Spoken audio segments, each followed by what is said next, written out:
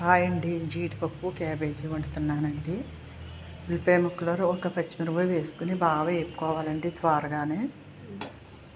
జీడిపప్పు ఒక అరగంట ముందు నానబెట్టుకోవాలండి. లేకపోతే వేడి నీళ్ళు వేసినా గమ్మున నానిపోతుందండి. నానబెట్టుకుంటేనే బాగుంటుందండి ఏపీ కన్నానే. బాగా ఉల్లిపాయ ముక్కలు త్వరగా వేగాక తరిగిన క్యాబేజీ వేసేసుకోవాలండి. అల్లం వెల్లుల్లి పేస్ట్ వేసుకుని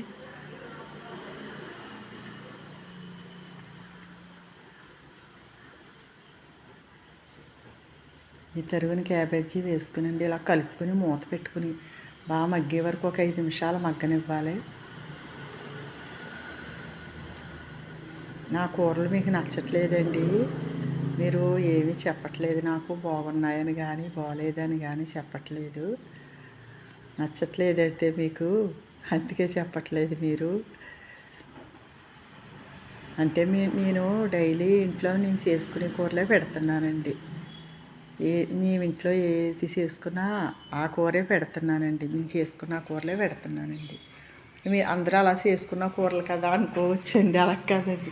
అంటే నేను రకరకాలుగా చేయకుండా అని అర్థం అండి. అందరూ చేసుకునే కూరలు కాకపోతే ఇంకోటి ఏమైనా అర్థం చేసుకుంటారేమో. కాదండి, అలా అని కాదు. ఇంకా అదని ఇదని అని పెడతారు కదండి. నేను అలా కాకుండా మామూలుగా నేను డైలీ ఏది చేస్తే అదే పెడుతున్నానని అర్థం అండి. అది బాగా మగ్గిపోవాలండి. క్యాబేజీ బాగా మగ్గిపోతే బాగుంటుందండి. పసుపు అల్లం వెల్లుల్లి పేస్ట్ వేసి పచ్చివాసన పోయే వరకు కూడా మగ్గనివ్వాలండి. బాగా మగ్గితేనే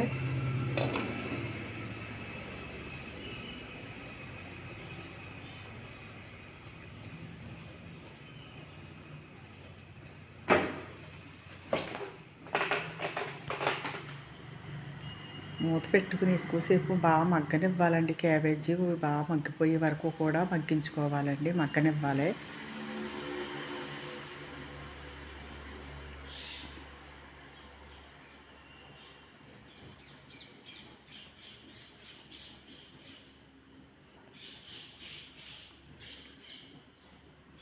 అయ్యని ఇయ్యని అదే రకరకాలుగా వంటలు చేస్తారు కదండి. ఇంకా అలా చేయకుండా మేము డైలీ చేసుకున్న కూరలే పెడుతున్నాం అన్నమాట అండి. నేను రోజు చేసుకున్న కూరలే పెడుతున్నానండి. మీ ఎవరికీ నచ్చట్లేదేమో అండి నేను చేసిన కూరలు. కారం వేసుకోవాలండి. కారం, ధనియాల పొడి, జీలకర్ర పొడి వేసుకోవాలండి. అల్లం వెల్లుల్లి పేస్ట్ వేసుకుని పసుపు వేసినప్పుడు అల్లం వెల్లుల్లి పేస్ట్ వేసానండి. అప్పుడు ఇవి కూడా వేసుకునండి. ఇవి జీడిపప్పు బాగా నానబెట్టుకోవాలండి. పచ్చి జీడిపప్పులా ఉంటుంది అన్నమాట అండి. వేపుకోవాలంటే మీకు ఇష్టమండి, మీ ఇష్టం అండి. వేపుకొని వేసుకోవాలంటే వేపుకొని వేసుకోవచ్చండి. నానబెట్టుకుంటేనే బాగుంటుందండి. పచ్చి జీడిపప్పు ఉంటుంది కదండి, అలా ఉంటుంది అన్నమాట అండి. చికెన్ మసాలా వేసుకుంటే చాలా బాగుంటుందండి ఇందులోని. లేదండి, మా ఇంట్లో అయిపోయిందండి. చికెన్ మసాలా కూడా వేసుకుంటే ప్యాకెట్ చికెన్లు వేసుకుంటారు కదండి, అది వేసుకుంటే చాలా బాగుంటుందండి.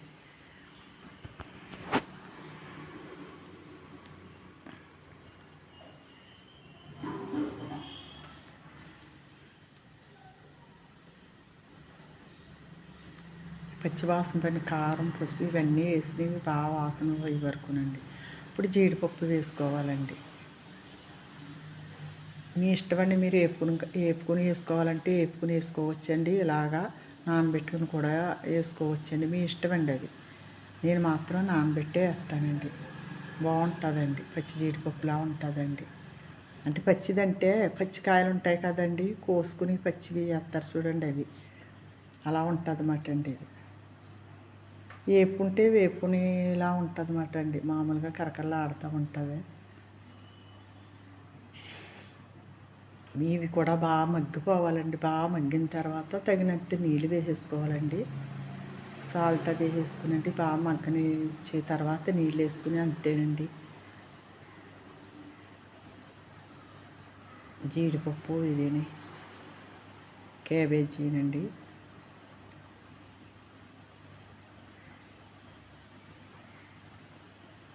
బాగున్నదండి కూర అలా వండుకోవచ్చండి. ఇది వేసుకోవచ్చండి, ఏంటి టమాటా వేసుకోవచ్చండి. ఇంకా నేను టమాటా వేయలేదండి, జీడిపప్పు వేసాను కదా అనేసండి టమాటా వేయలేదండి. టమాటా వేసుకొచ్చి టమాటా వేసుకున్నా బాగుంటుందండి, చాలా బాగుంటుందండి. టమాటా కొంచెం పులుపుగా అది కావాలన్న వాళ్ళు టమాటా వేసుకోవచ్చండి. పులుపులుగా బాగోవాలంటే తినేవాళ్ళకి టమాటా వేసుకుంటే ఇంకా బాగుంటుందండి. ఇలా బాగుంటుందండి, టమాటా వేసుకున్న ఇంకా బాగుంటుందండి. నేను టమాటా వేయలేదండి. అంతే అండి. మీకు నచ్చితే నా ఛానల్ సపోర్ట్ చేయండి, లైక్ చేయండి.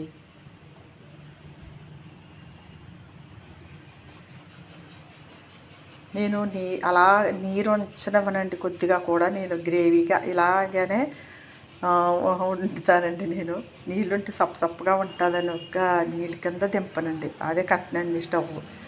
ఇలాగ పొడి ఆడుతూనే ఉండాలండి. కూరలు కమ్మగా ఉంటాయండి, అప్పుడు నూనె పైకి తేలితే బాగుంటాయి కదండి. అంతే అండి. జీడిపప్పు